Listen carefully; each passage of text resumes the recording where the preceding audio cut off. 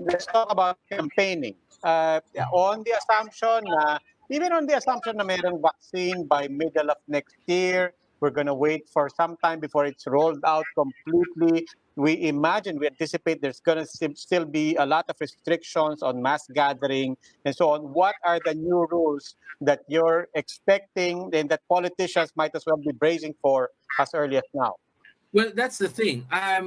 We're not really sold on that framing of it that politicians should be bracing for the rules that we come out with. We think that the more productive approach would be that the politicians themselves should adopt their own rules, and that the COMELEC will be coordinating these rules among the different camps. No, we will come out with rules for sure, but ang problema kasi if they wait around for a body of rules that will be given to them, that will be imposed on them, they might just be waiting to poke holes in those rules.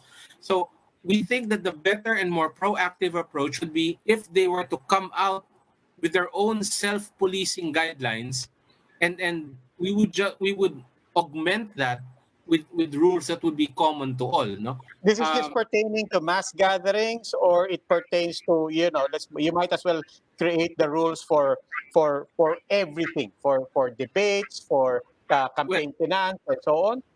Or is it just definitely mass everything. gathering?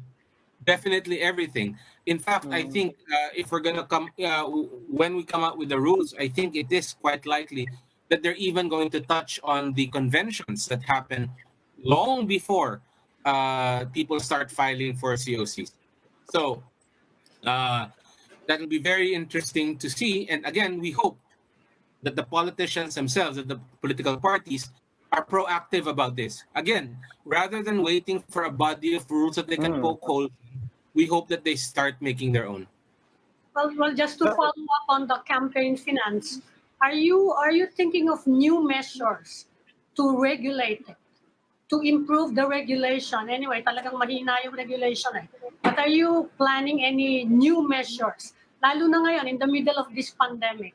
Mas mahirap yata siyang matrack ngayon, di ba?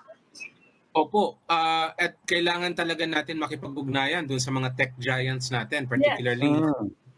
Yes. And certainly makikipag-usap po kami sa kanila. In fact, kamakailan, just to show you that we are already talking to them, naglabas sila ng ad in support of voter registration. No? So, malaki pa sa salamat namin doon because there was a bump in the numbers for that week.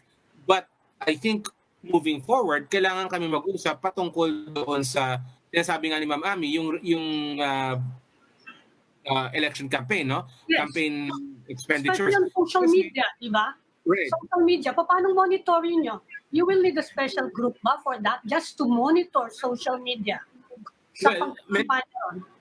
Definitely, mukhang kakailanganin na po talaga. No? Nung 2019, meron tayong rules nilagay on how to monitor expenses on social media. Pero, and I think this is very critical, itong monitoring na to, nasa dulo po ito. No? Doon sa tapos na yung gastusan. Wala kaming active monitoring habang gumagastos sila. So, that's an avenue that we're going to be exploring.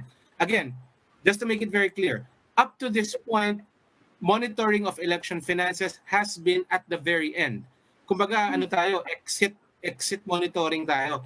Pero ngayon, we're gonna have to look at how they spend during the campaign, and that's a little tougher. No? But we're going to be discussing that with the tech giants, and hopefully, those will be fruitful conversations. As far as that's concerned, tama po kayo, medyo malayo-layo pa in terms of days and hours, matagal pa. But in terms of advertising, I think we will be seeing a lot of the early campaigning strategies unrolling by the start of next year. So we might not have that time. So it will still be that same dilemma where people are spending for political ads before the start of the political campaign, and therefore they're out of the scope of the rules. I think that's gonna happen definitely. Kasi ang problema po with all of the bills that are pending right now to account for the pandemic, yung bills on yung laws on campaign finance, I think wala pang tumitingin dun sa issue ng maagang panimula ng mga kampanya, maliban doon sa isang bill na nagpe-penalize ng and I'm sorry for saying it, yung EPAL, no? But there is that pending legislation. I just haven't heard much about it in recent days.